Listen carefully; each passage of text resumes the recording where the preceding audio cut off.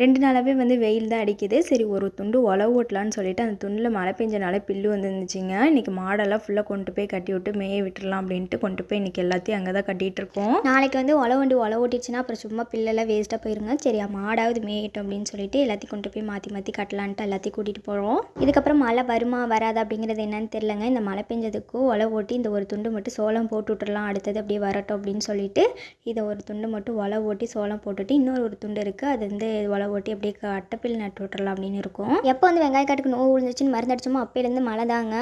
நோவும் வந்து சாகிற மாதிரி தெரியல. அப்புறம் திரும்பி வந்து இப்போ மழை நின்னனால திரும்பி வந்து மருந்து வாங்கிட்டு வந்து பூச்சி மருந்து அடிச்சிட்டு இருக்கோம். செவலச்சி முட்டை வச்சது ஒரு அடன், அடைக்குட்டி வச்சது ஒரு அடனுங்கிறனால செவலச்சிக்கு வந்து டவுட் வந்துருச்சிங்க. இது நம்ம முட்டையா வேற எவ்வளவு ஒரு முட்டையை தூக்கிட்டு வந்து நம்மள்ட்ட வச்சுட்டாளுகளா அப்படின்னு. அரை நாள் முட்டையை பார்த்துக்கிட்டே யோசிச்சுக்கிட்டே நின்றுச்சு. அதுக்கப்புறம் போய் இது நம்ம முட்டை தான், வேற எவ்வளோ வரல, நம்மளே போய் அடப்படுத்தரலான்னு உட்காந்து அடப்படுக்க ஆரம்பிச்சிருச்சு.